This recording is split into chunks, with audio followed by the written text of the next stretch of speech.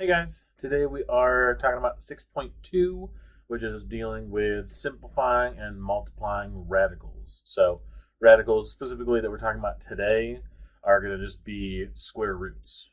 So I know yesterday and kind of earlier or last week with the first section of chapter 6, we dealt with exponents, but now this is going to be working backwards. So rather than taking something and raising it to a certain exponent power, we're trying to work backwards now and figure out what number would have to be raised to a particular power in order to get the number underneath what we call our radical.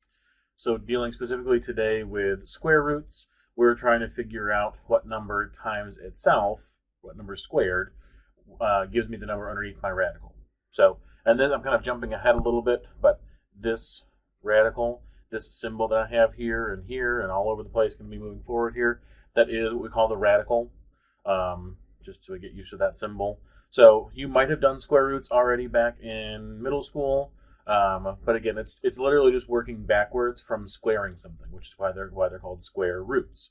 Instead of squaring something and raising it to the second power, which we know that means multiplying it by itself, we're working backwards to figure out what number times itself would give me the number underneath my little radical symbol. So if we're going to go through and just evaluate some of these, the square root of 49, again, we're trying to figure out what number times itself is 49. And all of these should, keyword there, should be pretty easy for us. We're trying to figure out what number times itself is 100. Well, 10 squared is 100, so 10. 1 squared is 1. And then this last one is usually, two last ones. This one is usually the top of our our confidence base. At least for most people, because when you guys learned the multiplication table, it usually only goes up to 12 times 12, which is 144. 12 squared is 144, so the square root of 144 is 12. 5 is a little bit tricky, kind of similar to what we talked about with the negative and zero exponent, that homework that you guys were working on yesterday, or at this point, the day before, on Monday.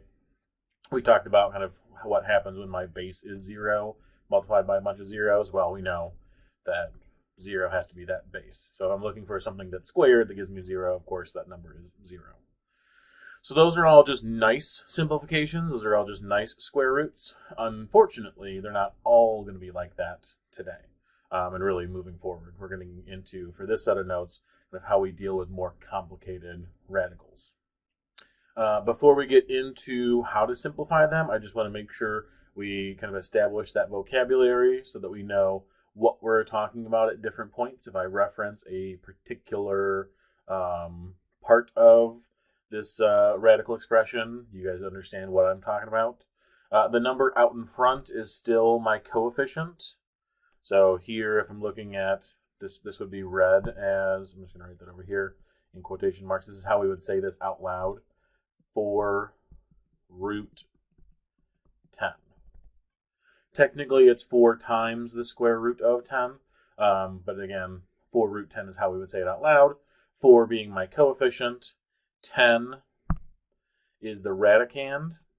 That's the one I use the least often. I'll just say what we're taking the square root of, or what's underneath my radical. But technically, the phrase for that, or the word for that, is radicand. And then the radical, or the radical symbol, that's the actual little, this symbol right here that I'm going to trace over in yellow. This right there, that little symbol, that's my radical symbol. And all of that makes up, in total, my radical expression. Those all things together form the radical expression. So our goal for this lesson is going to be working on simplifying radicals, which a simplified radical just means that the radicand, the thing that's underneath my radical, is as small as possible. And there's going to be a couple of different ways that we look at how we can simplify them down, 2 in particular on how I'll show you guys. To start with a complicated or a large number or combination of numbers and variables, radicand, that thing that's underneath my radical, and working on simplifying those down. And in order to be able to do that, the first property that we need, there's kind of some rules that we follow, similar to our exponent rules, are rules that follow for radicals. The first one is product rule. very similar to product rule of an exponential. We have a product rule of radicals. Product rule and radicals are a little bit easier, actually, than product rule with exponentials. Product property of radicals tells me that if I have two numbers underneath my radical, if I have two things that are being multiplied together underneath my radical, I can rewrite that as the product of each of those radicals. So here, the example that we have, if I have the square root of a times b underneath my radical, I can write that as the square root of a times the square root of b. A couple of examples here where it's not explicitly already separated in multiplication, but you should be able to look at these and understand where they come from. Here we start with the square root of 15. We can separate that out into the square root of 3 times the square root of 5, because 3 times 5 is 15. There's a little imaginary step in between here where this is the square root of 3 times 5, because we know 3 times 5 is 15, so you can separate it out in that way. Similarly, 26 underneath my radical can be split up into the square root of 2 times the square root of 13. Now, I wouldn't do that in either of those two cases because it doesn't really change anything. It just gives us two different radicals to try and simplify. But one of our goals is to try and get them simplified as far as possible. So we want as small radicands as possible. So those numbers underneath my radical are as small as possible. But it still has to be just one radical. So where this gets to be useful, to being able to split it off into two different radicals, is by taking something that is not a perfect square root, right? Those ones we looked at, some of those examples that we looked at, and we'll look at a list in just a little bit here. We're going to take something that's not a perfect square root and split it up into two different numbers, one of which is a square root. So for example here, if we took the square root of 12 and we use that same property that we used up above, but particularly we split up 12 into 4 times 3, right? Square root of 4 times the square root of 3. Well, we know what the square root of 4 is, right? 2 times 2, 2 squared is 4. So I could rewrite the square root of 4 as just positive 2, no longer underneath the radical, because the square root of 4 is just 2, not the square root of 2. So what I was able to do there is I took this 4 that was underneath the radical and rewrote it as positive 2. So now 2 root 3, 2 times the square root of 3, I know is still equivalent. I know is just the simplification of the square root of 12. And again, the reason that works is because that 4 was a perfect square. It divided evenly into the radicand, but because it's a perfect square, after I separated them out, I could simplify that radical. So that's the method that we're doing here. I wrote in here, I used 4 times 3 in particular because 4 was a perfect square root. If I split it up into 6 and 2, neither of those two numbers are perfect squares, right? There's no whole number that I could square and get 6, no whole number I could square and get 2. So I don't want to use that combination. I want to choose the one that is a perfect square. So I have this list here. I'm going to highlight it here in yellow for you. You might want to make either a note card or just have this page kind of highlighted somewhere. These are at least the first 10 perfect squares. They're not all of them, obviously. It's an infinite list of perfect squares. You could continue if you wanted to and add 121 is 11 squared, 144 is 12 squared, 169 is 13 squared. These are just the most common ones. I would say 2 squared through, I would say at least 12 squared, maybe 13 squared, that list that I have on there at least. You should be pretty good with. There's not a whole lot that we might encounter beyond that list, but those are all of my perfect squares. And you're going to need to know those because, again, when we're trying to simplify these, we are trying to split up our number into a perfect square and something else. I'm trying to split it up so that I have one of my two numbers are perfect squares. So when I'm trying to simplify the square root of 44, again, like I'm being prompted here on my note sheet, if I'm trying to simplify the square root of 45, I have to ask myself, what is a perfect square that evenly goes into 45? Well, you can go through this list if you want to and try and start doing some divisions if it doesn't pop out to you right away. That is something that you're able to do. If you don't know, if it's not obvious to you which one of this list is a factor of 45, grab your calculator and just start doing some divisions. Remember, in order for it to be a factor, to evenly divide it, when you do 45 divided by that number, you should get another whole number. If you get decimals or fractions, that means it does not go into it. So in this case, 9, positive 9, is the biggest perfect square that goes into positive 45.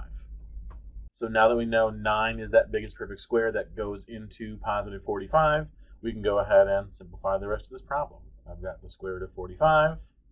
I'm going to split that up into 9 times 5, because that's what gives me 45.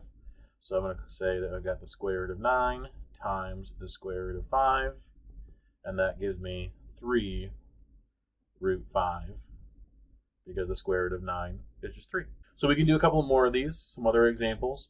Now what you want to make sure you are careful of is, I always find the biggest perfect square that goes into my radical, because then you're guaranteed that you only have to do this once. So I'll give you an example here with the square root of 72.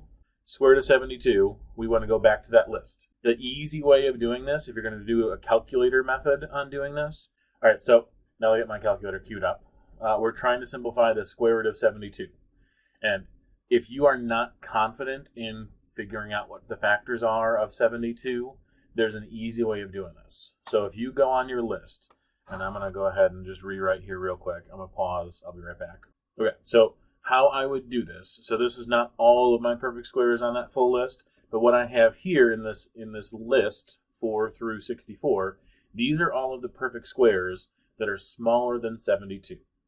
And the reason I want to look at these numbers in particular, these are all of the numbers that could theoretically be factors of 72. So the way that I go through and would handle this problem, I want to start with the biggest number and start working my way smaller up that list of perfect squares until I hit the first one that is a factor of 72. So I'm going to go ahead and just do that. I'm going to do 72 divided by 64. I get a decimal. I know that's not an option. I'll do the same thing with 72 divided by 49. Decimal again, that's not an option. 72 divided by 36. Hey, that's positive 2. So 72 is 36 times 2. So since I know that this is my factor, I can now split 72 up into the square root of 36 times the square root of 2, because 36 times 2 is what we found. Those ones were not factors. Now that doesn't mean other factors or other perfect squares aren't possibly a factor of 72, but we found the biggest one, which is super important, because if we find the biggest one, we are guaranteed that this is the only step we're going to have to do. Because from here, now the square root of 36 is just 6. Square root of 2 does not simplify, so my answer is just 6 root 2. That is the simplification of square root of 72. If you didn't recognize that, you didn't find 36 as being the biggest perfect square, let's say because, again, that multiplication table was drilled into your head, you recognized 72 as 9 times 8, which is perfectly fine. You can absolutely do that. If I did it that way, square root of 9 times the square root of 8 was what you recognized. And hey, look, 9 is a perfect square. 3 times the square root of 8. And you're okay. Like, that's correct, but it's not complete. I have to make sure that whatever's underneath my radical can't simplify further. So you have to constantly check to see if one of these perfect squares goes into what's underneath your radical. And in this case, I can split up 8 into 4 times 2, which if I did that, my 3 stays the same. It's still outside the radical. 8 being 4 times 2 would be the square root of 4 times the square root of 2, which now that I have that separated, my square root of 4 can simplify into just positive 2. So I now have 3 times 2 times the square root of 2. And if you multiply 3 times 2 together, hey, we get back to 6 times the square root of 2. It's still possible, but I'm telling you, if you can find the biggest perfect square that goes into it, much, much easier. All right, let's take a look over here at number 7. Here we're asked to simplify the square root of 42. So here in this case, I recognize 7 times 6 as being multiplication to get 42, but nothing that's coming out, like nothing that's obvious to me for perfect squares that go into it. So I'm going to go ahead and grab my calculator again and just start checking numbers. I'm going to check all those perfect squares that are still smaller than 42 to see what works. So 42 divided by 36 is the next smallest one. I got a decimal, so it doesn't work. 42 divided by 25 is a decimal, it doesn't work. Let's do 42 divided by 16. That's a decimal. 42 divided by 9. 42 divided by 4 is 10 and a half. That's close, but it's still a decimal. And 4 is our smallest perfect square. So in this case, we checked all of them, all of the perfect squares that are smaller than 42. This does not simplify any further. You might have some like this. Square root of 42 is as simple as it gets, sadly. I wish it simplified further because it's a really big number, but there aren't any perfect squares that it factors into. So I have to just leave it as it is. That is option number 1. So that is the perfect square method. That is my preferred method. Most students prefer this one.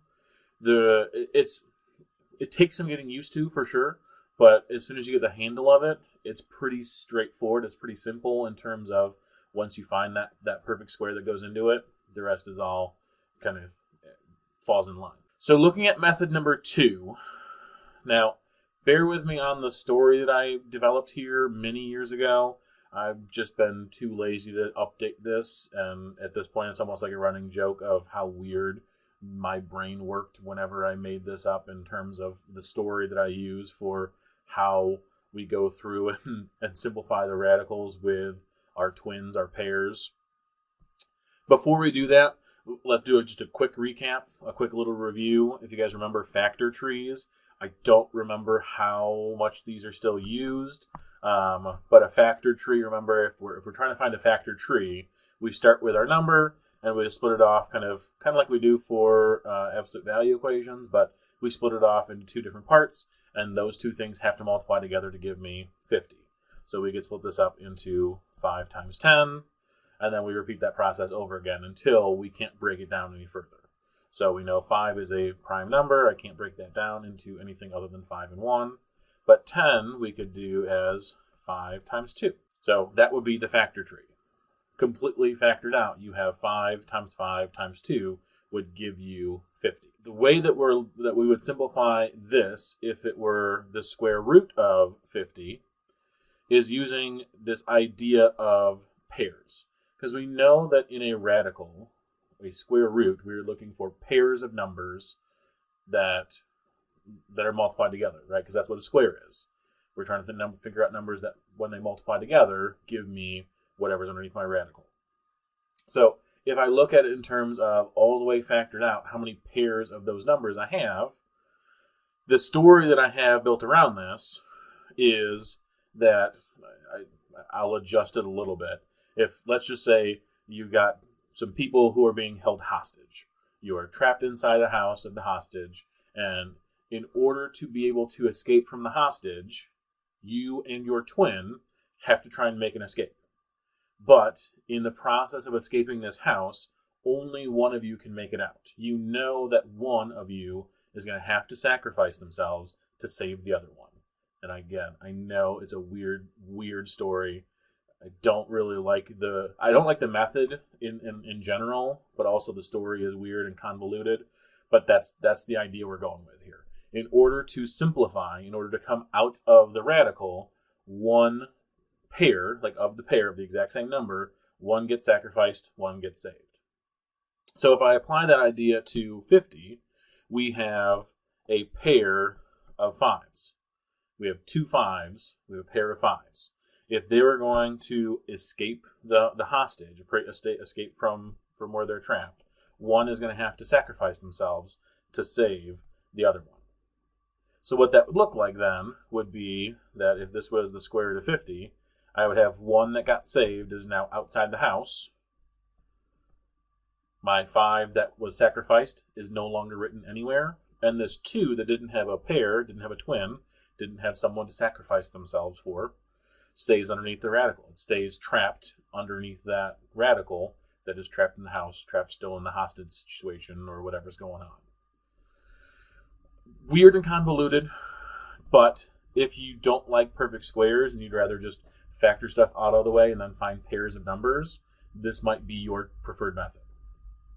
So we'll give it a try with some other ones. For number 8, if I want to go ahead and apply that idea to this problem, I've got the square root of 14, so I'm going to go ahead and split that up into what I know multiplies to get 14, which is 2 times 7, and I'm going to check to see if that factors any further. 2 doesn't factor any further. 7 is also a prime number. It doesn't factor any further, so that's as far as it goes.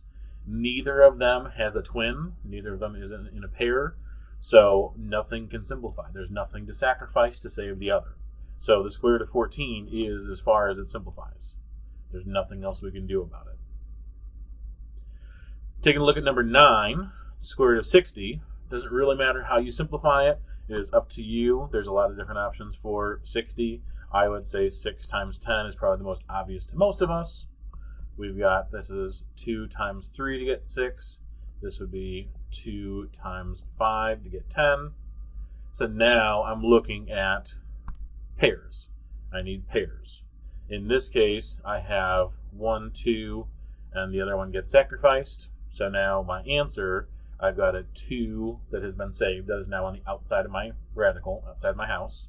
And then this 3 and this 5 are still trapped underneath. Neither of them had a pair, neither of them had a partner to sacrifice and save, so those 2 are still underneath. I have to make sure this is written in just a whole number coefficient and a whole number radicand underneath my radical. So my answer for this one would be 2 square root of 15. 2 root 15. Which again, you would get the same method if you did it the old-fashioned, or the other way. The biggest perfect square for 60 that goes into it is 4. So square root of 4 times the square root of, 15, which 4 square root of 4 is just 2. So that right there would also be your answer. It's up to you. If you really like the factor tree and you like finding pairs and that's easier for you, then keep going with that method. Number 10, last little example here before we start mixing some variables in.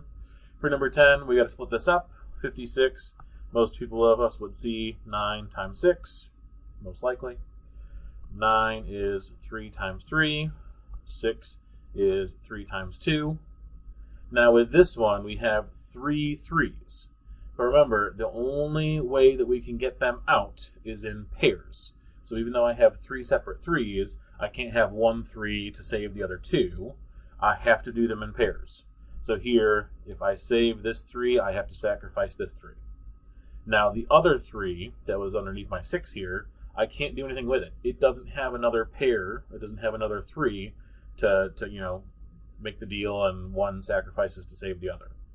So in this, my final simplification, this 3 that I circled there in red has been saved. It is now outside the radical. Underneath my radical, I still have 3 times 2. So 3 root 6 would be my final simplification for the square root of 54. All right, so as usual, our next layer to this will be mixing variables in along with our numbers. Now, this is the place where I usually find kind of the twin method, the factor tree method, finding those pairs rather than those perfect squares. I find that method more useful with variables. Because with variables, you're not going to have it written as x times whatever times whatever. You're going to have it written as a single x value to a certain exponent power. Maybe you've got 2 different variables like we have for number 12 here, where this is going to be easier to figure out how many pairs of those x's you have, or how many pairs of those different variables you have, and then, sacrifice one of the pair to save the other one. Now, one shortcut that we can use for dealing with these radicands with exponents in them is to realize that if we're looking at pairs of numbers, we're looking for pairs, we can just look at our exponents. Our exponents tell us how many x's there are in total. So if you divide that by 2, you would be able to tell how many you can save. And if you have any remainders, if you have any leftovers, then you would just have to leave that one underneath, which is kind of nice. So like here for this one, that's not number 11 or 12, but in the example here, if we're doing the square root of 40, well, that means that there are 20 pairs underneath that radical, because 40 divided by 2 is 20. So if I wanted to simplify this, I would just be able to say x to the 20th power, because there are 20 pairs of x's underneath that radical with none left over, because it's an even number. There is exactly one x to save the other one 20 times in that situation. And again, all I did there, I can take my exponent divided by 2. That tells us what that exponent should be on the outside. So if I'm going to go ahead and now start simplifying some of these, number 11, x squared, we know that if you want to write it out the long way, this is x times x. So in this situation, I would sacrifice one to save the other. I have an x now on the outside. I now have an x on the outside. So that would be it. That one other one is sacrificed. There's no one else still left in the house. So that is it. You also, again, could use that same rationale I provided up above. You take the exponent of the variable underneath the radical, divide it by 2. That tells you how many should be on the outside. If there's still any remainders, then that 1 stays underneath. So here, 2 divided by 2 is positive 1, which is what we have as just positive x. 12 is where it starts to get a little bit complicated because we have 2 different variables. Don't let this throw you off. This is basically just 2 of those same problems simultaneously. So when I evaluate these, I evaluate them separately. Just like when I have coefficients and variables mixed together with exponent rules, I handle them as 2 individual things. So here, I want to look at my y values first, and then I'll focus on z. So for this, if I'm looking at y cubed, I'm trying to figure out how many pairs of y's I have, which in this case, with 3 of them, I have 1 pair with 1 still left over.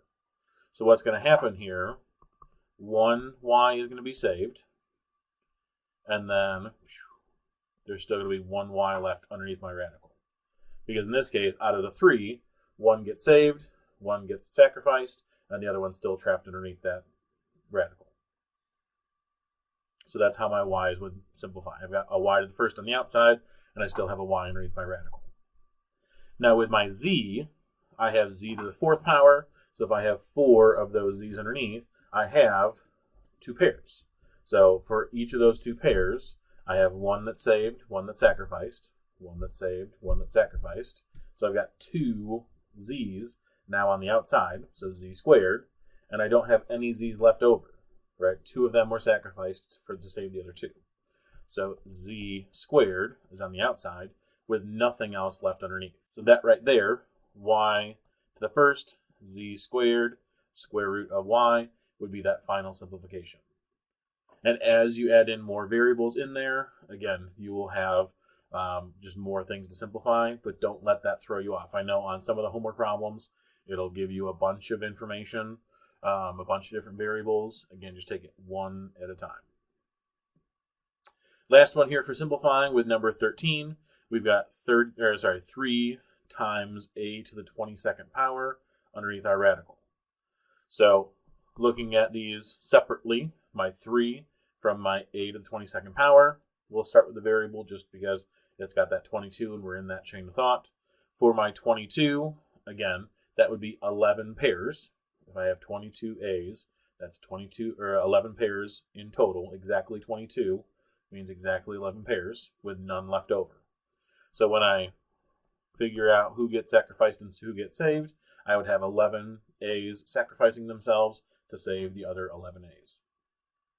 Now my 3, that doesn't break down at all. If it did, I would follow those same rules we did up above with either of my 2 methods. But since my 3 is already as simplified as possible, it is still just underneath my radical. I can't do anything else with it, so it does not change. So a to the 11th, root 3 would be my final simplification. All right, last little section here, and then you guys have the rest of the time to work on your homework. So for this last section, this is multiplying radicals. So this is kind of working, not really working backwards, but we're starting now with two different radicals, combining them together before we would start that simplification process. So when we multiply radicals, we multiply radical expressions, we have to keep our coefficients and our radicands separate. You do not cross the streams. So you take what's outside of my radical and multiply them together, what's inside my radical, and you multiply those together. And then from there, you would simplify just like we have been doing in previous problems. So if I was going to try 3 root 2 times 4 root 5, again, I would multiply coefficient with coefficient, radical with radical. So what's outside stays outside, what's inside stays inside. 3 times 4 gives me my 12. 2 times 5 gives me my 10. So 12 root 10 would be simplified, or would be the combination after I combine them together.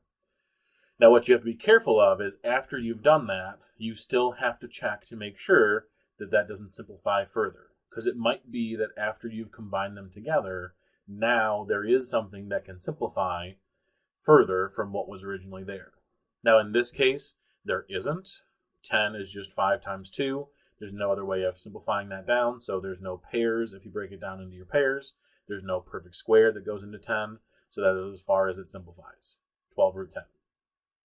But we're going to give a couple of them a try. We've got 2 here that we'll look at with 14 and 15, and then again, that'll be it, and you guys will be able to work on your homework. So for number 14, we've got 9 root 2 times 5 root 6. So I'm going to go ahead and start with coefficient times coefficient, which would be 45. And then radical times radical, 2 times 6 would be 12. Now, that would be combined, but I have to also simplify. I have to make sure that what's underneath my radical can't simplify any further, which I can do, depending on what method you like. I'm in the perfect square camp. I like finding perfect squares. So my 45 is not going to change. But 12, I've already done this one. I know that that is 4 times 3. Right, 4 is a perfect square that goes into 12. So when I simplify that square root of 4, 45 doesn't change. But the square root of 4 is 2. And then my square root of 3 is still there. So now, just like with before, when I have multiple different pieces, what's on the outside gets multiplied together. What's on the inside stays inside. So 45 times 2 is 90, square root of 3. So that would be those two numbers multiplied together, but simplified as far as possible. All right, last one, number 15. This one a little bit trickier. We've got 3 of them being multiplied together. The nice thing is the same pattern still applies. My same rules still apply. I'm still taking what's inside, multiplying it together, what's outside, and multiplying that together. We keep them separate. So here, 4 times negative 8 is negative 32, times 2 would be a negative 64. And then underneath my radical, underneath my square root, 3 times 15 would be 45, times 2 would be 90. 90. So from here, you could go through your list of perfect squares and start dividing to figure out 90 factors out into what. I can kind of just help you along with that. We could go through and do that as a practice, but you should come to the conclusion that 9 is the biggest perfect square that goes into 90. So now that I know that, again, 64 times 3 times the square root of 10, because after I've split up 90 into 9 times 10, the square root of 9 is just 3.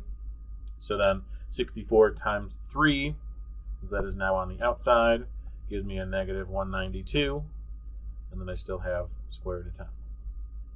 All right, that is all for today. So here is your homework. It is the bottom of that note sheet. It's not a separate page, so you guys will have to go to your notes page to be able to get to this. It is the last page, 1 through 25. You guys are doing all of them, but some of them are very, very quick. That is all I got for you guys. As always, if you guys have questions, concerns, thoughts, ideas, hopes, or dreams, make sure you guys are reaching out and letting me know. And have a fantastic day. We'll see you guys soon.